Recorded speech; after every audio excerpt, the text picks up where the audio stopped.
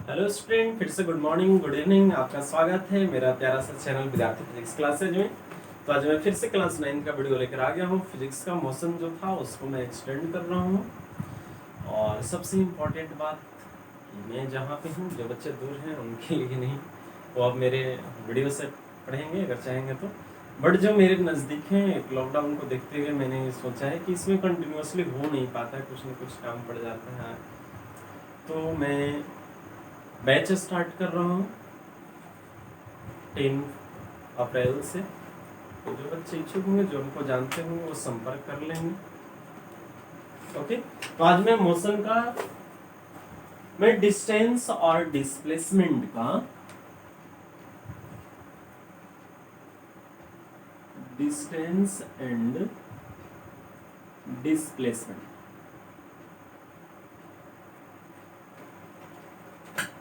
का कॉन्सेप्ट बता रहा था और इसका न्यूमेरिकल भी मैंने करवाया था।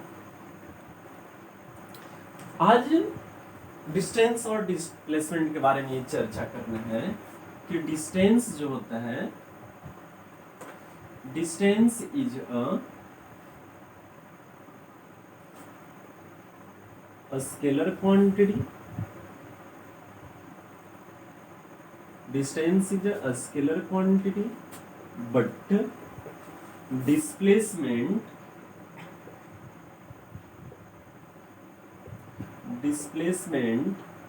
is a vector quantity. आप सोचो, स्केलर और वेक्टर हम लोग जानते हैं। अब यहाँ से चर्चा करेंगे थोड़ा सा स्केलर और वेक्टर क्वांटिटी का। तो डिस्टेंस जो होता है स्केलर क्वांटिटी होता है और डिस्प्लेसमेंट जो होता है वेक्टर क्वांटिटी होता है। इसलिए डिस्टेंस स्केलर होता है क्योंकि आप चाहे कोई भी, आप जहां से चलना स्टार्ट किए हैं, इनिशियल पॉइंट और फाइनल पॉइंट तक आपको जाना है, तो इनिशियल और फाइनल पॉइंट के बीच जो भी रास्ते हैं, ओके, आप किसी से भी जाइए, डायरेक्शन का कोई लिमिटेशन ही नहीं है। बट डिस्प्लेसमेंट में डायरेक्शन का लिमिटेशन होता है कि इनिशियल और फाइनल पॉइंट को हमको सबसे शॉर्टेस्ट डिस्टेंस होते हुए, या वह पाथ जो सबसे छोटा लेंथ है जिसका, उससे होते हुए जाना होता है। तो सबसे छोटा पाथ को जब हम डायरेक्ट करेंगे तो उसका एक डायरेक्शन होगा, क्योंकि सबसे छोटा पाथ जब हमको अपनाना है तो आप एक और दूसरे अनेक रास्ते को नहीं आप अपना सकते, सिर्फ और सिर्फ एक ही रास्ते को। और जब एक ही रास्ते को अपनाओगे तो उसका एक अपना डायरेक्शन होगा।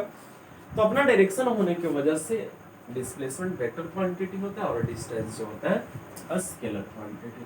तो दोनों को डिनोट जो करते हैं, distance is denoted by, distance को डी के द्वारा और एस के द्वारा डिनोट किया जाता है, और डिस्प्लेसमेंट को भी इसी के द्वारा। Displacement is also denoted by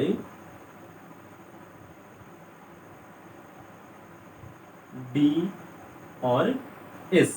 but इसमें फर्क है कि इसके ऊपर एरो का साइन दे देंगे जो हमें ये इंडिकेट करेगा कि this is a vector quantity, क्योंकि वेक्टर क्वांटिटी के ऊपर अक्सर हम लोग एरो देते हैं। तो अब यहां से देखेंगे, मैं कुछ चर्चा करना हूं स्केलर और वेक्टर क्वांटिटी का। Quantity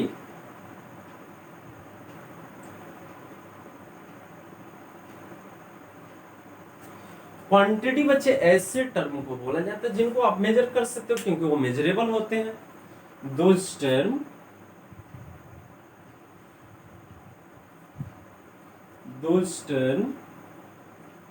which are measurable is called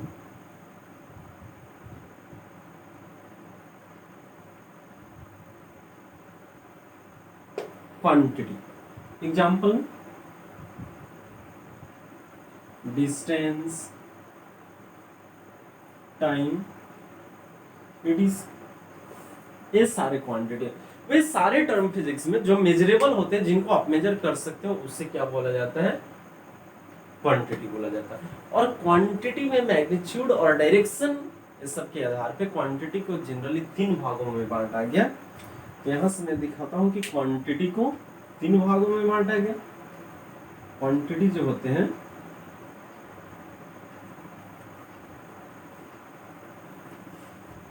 को 3 भागों में बांटा गया।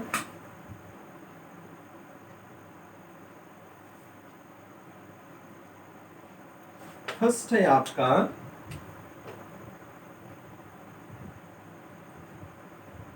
स्केलर क्वांटिटी, सेकंड होता है वेक्टर क्वांटिटी,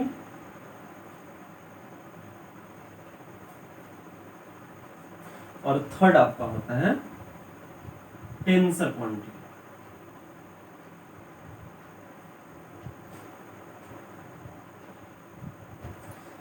फर्स्ट आपका स्केलर क्वांटिटी, सेकंड है वेक्टर क्वांटिटी और थर्ड है आपका टेंसर क्वांटिटी। तो यहाँ के बाद मैं इसको एक्सप्लेन करता हूं, तो आप ध्यान से पढ़ेंगे, ध्यान से देखेंगे वीडियो को। वीडियो तो पूरा क्लियर आ रहा है? ओके। तो क्वांटिटी को जनरली 3 भागों में बांटा गया डायरेक्शन के आधार पर, स्केलर क्वांटिटी, वेक्टर क्वांटिटी और टेंसर क्वांटिटी। अब ऊपर में दिखाते हैं कि तीनों में क्या डिफरेंस होता है और कब स्केलर होगा, कब वेक्टर होगा और कब टेंसर होगा।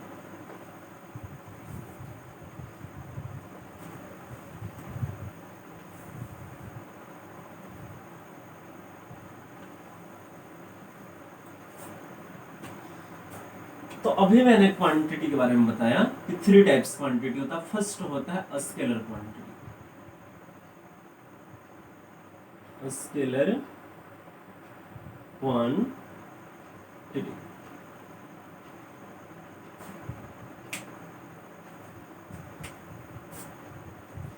those quantity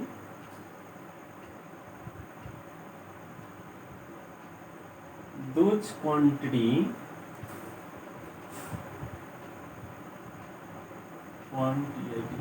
quantities which have only magnitude it's called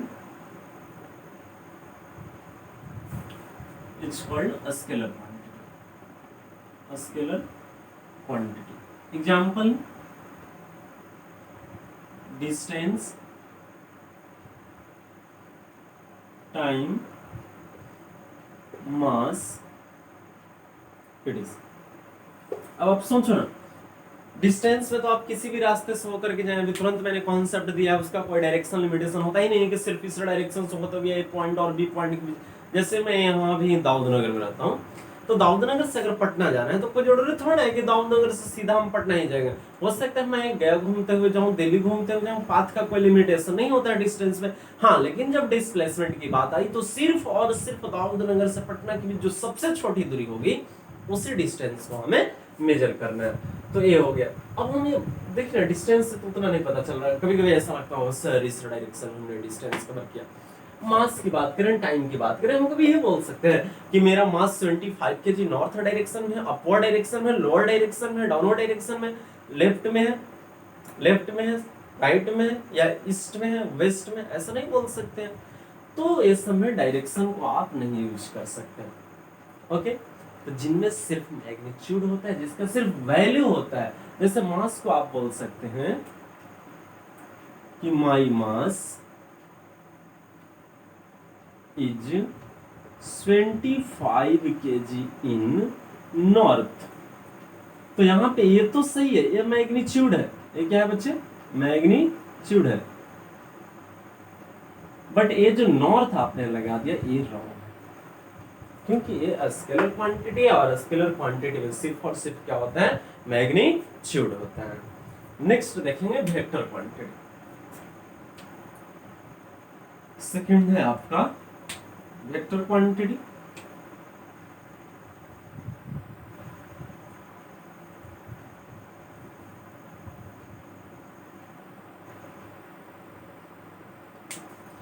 those quantity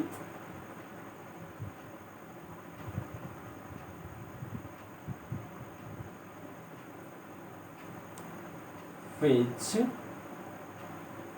have both magnitude as well as direction is called vector quantity.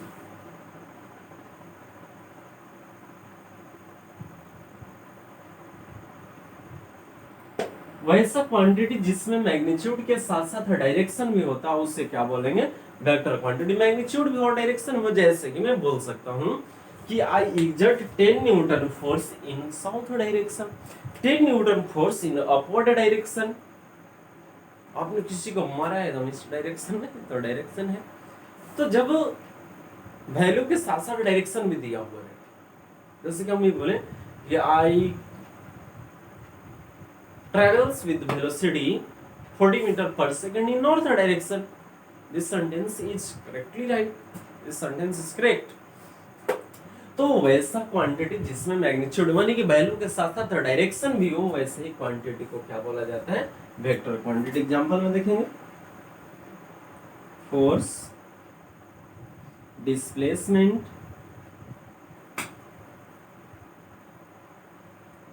Acceleration, velocity, etc.. Okay, तो ये होगा। और थर्ड होता है आपका tensor quantity.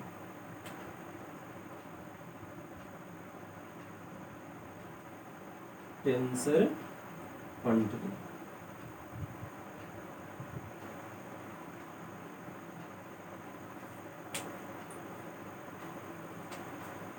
those quantity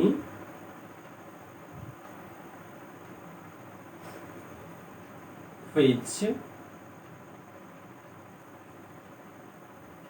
neither has magnitude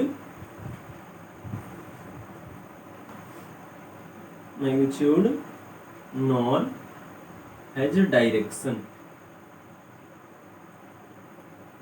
is called tensor quantity. Tensor quantity example में आपका है moment of inertia. Moment of inertia, इसका न तो मैग्नीट्यूड होता है और न ही इसमें डायरेक्शन होता है। मोमेंट ऑफ इनर्शिया में इसका यूनिट होता है moment of inertia kg metre square. Okay, mass into distance के स्क्वायर के प्रोडक्ट के बराबर होता है क्वांटिटी। तो इसमें ना तो मैग्नीट्यूड होता है, पूरा इसका जो वैल्यू आता है उसमें ना तो मैग्नीट्यूड होता है और न ही डायरेक्शन होता है, जिस कारण इससे बोला जाता है टेंसर क्वांटिटी। तो ये थे स्केलर, ये थे वेक्टर और ये थे टेंसर। तो यहाँ से स्केलर पता चला हमें कि डिस्टेंस में सिर्फ और सिर्फ मैग्नीट्यूड होता है, इसलिए डिस्टेंस स्केलर है। और डिस्प्लेसमेंट में मैग्नीट्यूड के साथ साथ डायरेक्शन भी होता है, इसलिए डिस्प्लेसमेंट कैसा क्वांटिटी है, वेक्टर क्वांटिटी। और टेंसर क्वांटिटी में दोनों में से किसमें है, इसमें सिर्फ मैग्नीट्यूड होता है, इसमें सिर्फ मैग्नीट्यूड और डायरेक्शन दोनों होता है। और थर्ड मैग्नीट्यूड और नहीं डायरेक्शन होता है। थर्ड में कोई किसी में से किसी में भी नहीं होता, ना डायरेक्शन ही होता है और ना वही होता है। ओके, अब यहाँ पे मैं एक बहुत इंपॉर्टेंट सवाल करा देता हूँ आपको, क्योंकि अक्सर लोग पूछते हैं।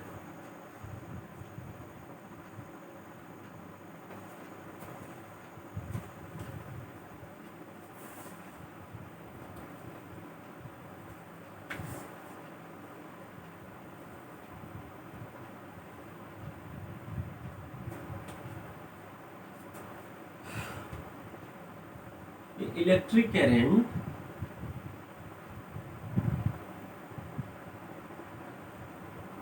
have both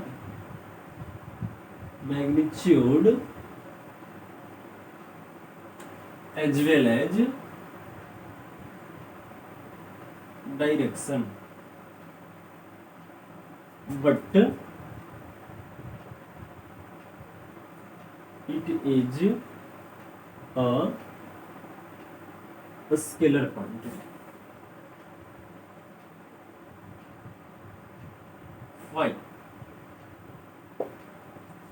इलेक्ट्रिक करंट के पास दोनों चीज होता है, बट ये स्केलर क्वांटिटी होता है। वाई? तो एक्सेप्शन में है। एक्सेप्शन का केस है, एक्सेप्शन। अब देखिए जैसे कि यहां पे पावर ग्रिड है,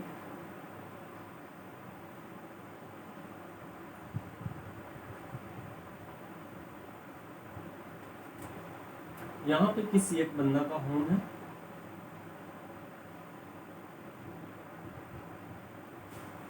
ओके। तो यहां से ऐसे वायर को लाया है ये, मान लें कि 5 एम्पियर का करंट जा रहा है। कितना एम्पियर का करंट? 5 एम्पियर का। तो ये तो हम देख रहे हैं कि मैग्नीट्यूड है, बट ये क्या है और साथ में डायरेक्शन भी है। मैग्नीट्यूड और डायरेक्शन में फिर भी स्केलर क्वांटिटी होगा। इसलिए बच्चे कि जैसे देखिए अब ये सरफेस, इस पर हम अभी फोर्स लगा रहे हैं 5 न्यूटन का, और फिर इस हाथ से भी 5 न्यूटन का, टोटल फोर्स 10 न्यूटन। ये मार्कर है, इस पर इधर से फोर्स लगा रहे हैं 5 न्यूटन का, और इधर से फोर्स लगा रहे हैं 5 न्यूटन का। दोनों फोर्स के वजह से क्या होगा? बैलेंस हो जाएगा, ऑब्जेक्ट किसी और नहीं जाएगा। बट इसमें ये फोर्स जो है वेक्टर लॉ को फॉलो करता है, इसको वेक्टर लॉ को फॉलो करता है। अब यहां से ऐसा थोड़ी ना होगा जैसे कि इस मार्कर को मैं इधर से भी 10 न्यूटन का फोर्स लगाकर खींच रहा हूं और इधर से भी 10 न्यूटन, तो ये ऑब्जेक्ट बैलेंस की स्थिति में हो जाएगा, ना तो इधर जाएगा ना इधर जाएगा, ओके। तो फोर्स में डायरेक्टिव सम को देखना है, वेक्टर सम को। फोर्स अगर दोनों अपोजिट डायरेक्शन में रह तब ऑब्जेक्ट बैलेंस के स्टेट में। तो क्या कहीं ऐसा इसमें भी होगा कि यहाँ पर एक बंदा का घर है इस ओर, और ये भी इधर की ओर ऐसे वायर टाना हुआ है, और इसमें घर में 5 एम्पियर का इस डायरेक्शन में, तो देखिए दोनों का डायरेक्शन अपोजिट है और 5 एम्पियर का, तब तो करंट नहीं इसके घर में जाना चाहिए था और नहीं इसके घर में, बट करंट दोनों के घर में जा रहा है। दैट मींस इसमें वैसा नहीं होता। इसका डायरेक्ट सम और सब्सट्रैक्शन डायरेक्टली अलजेब्रिक मेथड से होता है। जैसे कि कोई ऑब्जेक्ट पे दो फोर्स लग रहे हैं, एक 5 न्यूटन का और दूसरा भी 5 न्यूटन का, तो किसी कंडीशन में ये भी हो सकता है कि उसका पूरा सम जो होगा 10 न्यूटन भी आ सकता है, जब एक ही डायरेक्शन में लग रहा है। दोनों अपोजिट डायरेक्शन में लग रहा होगा तो जीरो, क्योंकि ऑब्जेक्ट बैलेंस की स्थिति में आ जाएगा। तो वो डायरेक्शन पर डिपेंड करता है, लेकिन इलेक्ट्रिक करंट डायरेक्शन पर डिपेंड नहीं करता। जैसे कि फोर्स ऐसे ऑब्जेक्ट पे लग रहा है परपेंडिकुलर है 90 डिग्री पे, तो ऑब्जेक्ट ना तो इधर जाएगा और ना इधर जाएगा, ऑब्जेक्ट बीचों बीच में जाएगा। तो क्या ऐसा होगा कि पावर ग्रिड है और पावर ग्रिड के बाद एक का घर ऐसे और एक का घर ऐसे, अपने घर में वायर ऐसे लिया हुआ है, अपने घर में ऐसे, और दोनों के घर सेम करंट जा रहा है, तो ना इसके घर इलेक्ट्रिक करंट जाएगा और ना इसके घर इलेक्ट्रिक करंट बीच में जाएगा, ऐसा हो नहीं सकता है। तो इलेक्ट्रिक करंट का एडिशन और सब्सट्रैक्शन डायरेक्टली अलजेब्रिक मेथड द्वारा होता है। 5-5 एम्पियर दोनों घर जा रहा है तो टोटल 10 एम्पियर जा रहा है, 20-20 एम्पियर जा रहा है तो 40 एम्पियर जा रहा है। ऐसा तो 20 एम्पियर नहीं, जनरली 15 एम्पियर का करंट, 5 और 15 एम्पियर का करंट हमारे घर में आता है। तो ए हो रहा है, ठीक है। तो होता है यहाँ पे क्या है कि इलेक्ट्रिक करंट के पास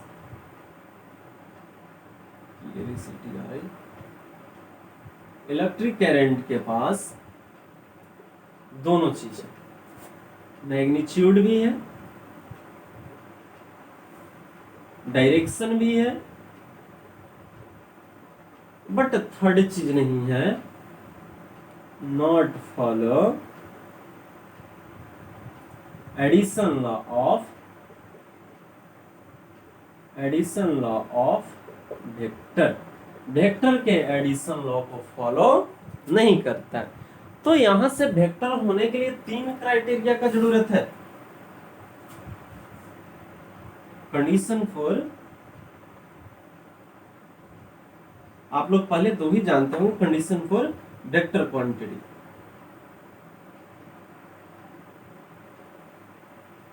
पहले सिर्फ 2 जानते थे कि जिसमें मैग्नीट्यूड हो और मैग्नीट्यूड के साथ साथ डायरेक्शन, उसको वेक्टर बोलेंगे। नहीं नहीं नहीं नहीं, ऐसा नहीं है। इसके लिए 3 चीज होना चाहिए। क्या क्या बच्चे? फर्स्ट, मैग्नीट्यूड होना चाहिए। सेकंड, डायरेक्शन होना चाहिए। और third, follow addition law of vector, addition law of vector को भी फॉलो करना चाहिए। ये नहीं कि अगर 2 हो रहा है तो डायरेक्ट अलजेब्रिक मेथड के द्वारा 5 है तो 10 कर दे। फोर्स में कोई जरूरी नहीं है कि 5 न्यूटन का लग रहा है तो 10 ही होगा। हो सकता है कि कभी 5√2 भी हो जाएगा जब 90 डिग्री पर लगेगा, अपोजिट डायरेक्शन में लगेगा इफेक्ट 0, सेम डायरेक्शन में लगेगा इफेक्ट ऐड हो जाएगा। ओके, जबकि इसमें कोई ऐसा नहीं है।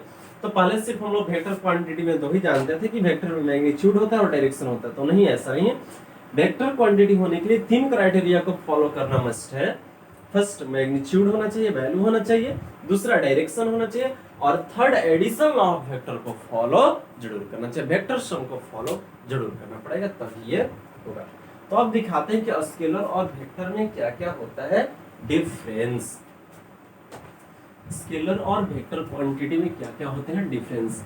इस चैप्टर की बातें नहीं है, लेकिन जब बात आई तो मैंने पूरा क्लियर कर दिया, क्योंकि हर जगह आपको जरूरत पड़ेगा स्केलर और वेक्टर क्वांटिटी का।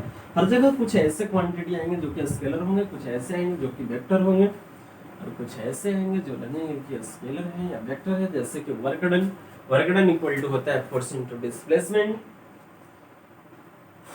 तो फोर्स भी वेक्टर क्वांटिटी है, डिस्प्लेसमेंट भी वेक्टर क्वांटिटी। तो आपको लग रहा है कि दोनों का प्रोडक्ट है तो वेक्टर होगा, जबकि वहां पे स्केलर हो जाता है। तो आगे मैं बताऊंगा क्यों होता है। ओके,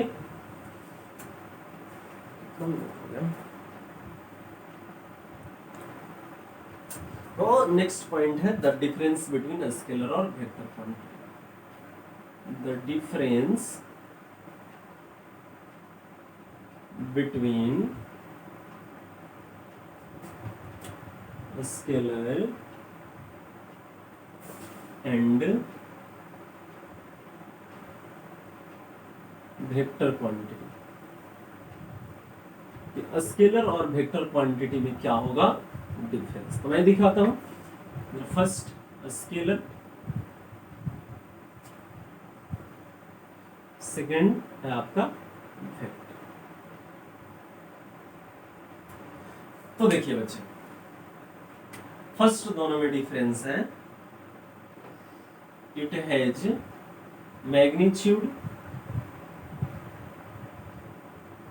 इसका फर्स्ट है इट ऑल्सो हैज मैग्नीट्यूड, इसके पास भी मैग्नीट्यूड होता है।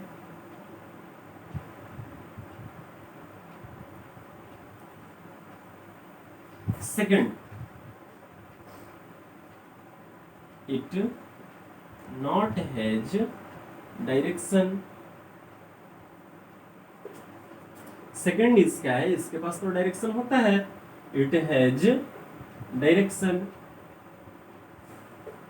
फर्स्ट तो क्या है कि इसके पास मैग्नीट्यूड होता है, इसके पास भी होता है, इसके पास डायरेक्शन नहीं होता जबकि इसके पास डायरेक्शन होता है, ये डिफरेंस। थर्ड है आपका it is not follow addition law of vector. Third है इसका it follow addition law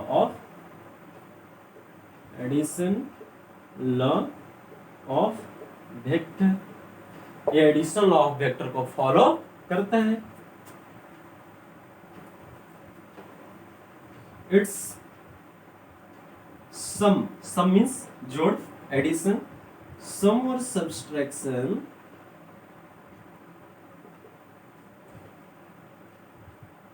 is done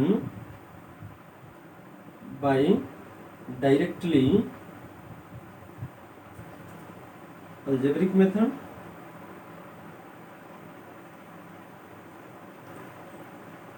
algebraic method के द्वारा डायरेक्टली कर देते हैं। एग्जाम्पल में 5 kg plus 10 kg equal to 15 kg। अब कोई इतने, जैसे मैं 75 kg का अपने गोद में एक बेटा को लिया हूँ, अपने बेटा को 10 kg का टोटल मेरा वजन 75 और 10 85 kg हो गया, उतार दिया फिर से 75 kg हो गया। चाहे उसको कंधा पे ले, सर पे ले, कुछ पर ले, ये होगा डायरेक्टली अलजेब्रिक मेथड के द्वारा। इसका जो होता है its sum or subtraction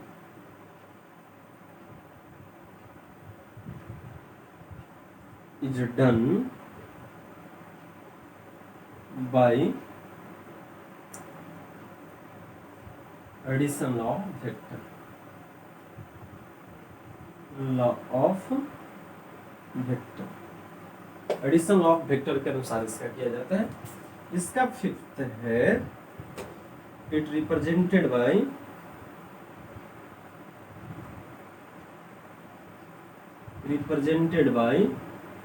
directly by its symbol और by using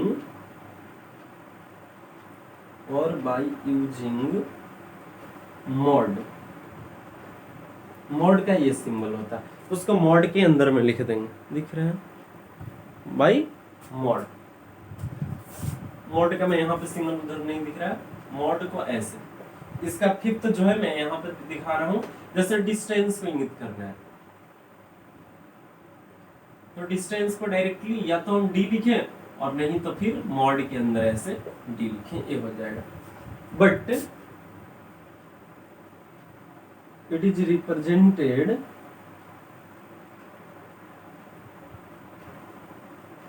bye arrow method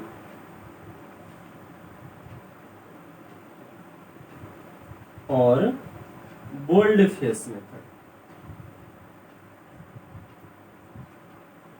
bold face method. Example या तो फोर्स को आप एरो फोर्स लिख के कैसा एरो एरो दे दीजिए और नहीं तो फिर फोर्स को बोल्ड कर दीजिए,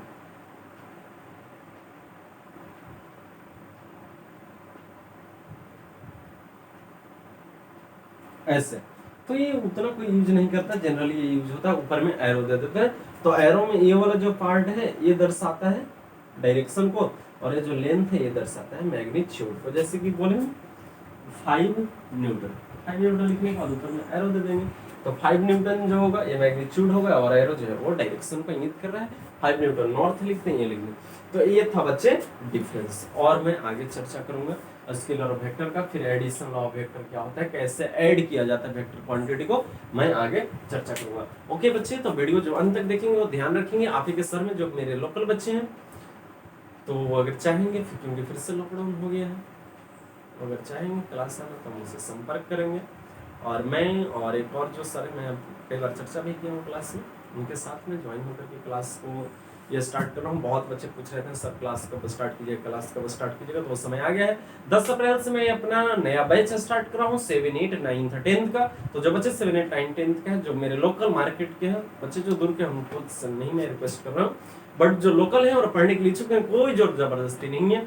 और मैं बहुत हद तक मैं प्रयास करूंगा आपको देने का उस क्लास के मेथड से और वीडियो के मेथड से भी। ऐसा नहीं कि मैं वहां पर पढ़ाने लगा था वीडियो में नहीं बनाऊंगा, बट वो क्या रहा है कि वीडियो में थोड़ा सा कभी माइंड में आ जा रहा है, वो आ जा रहा है, कभी ये काम तो कभी वो काम, कई तरह के काम हो जा रहे हैं, जिस कारण से वीडियो आपका डिस्टर्ब हो रहा है। और क्लास रहेगा तो वो रेगुलरली रहेगा, तो वो संपर्क करेंगे और जरूर संपर्क करेंगे और फिर से देख लें अच्छा से और इसको लिखने का कोशिश करेंगे। ओके, तो धन्यवाद बच्चे, चैनल को जरूर सब्सक्राइब कीजिएगा, देखिएगा अच्छा से।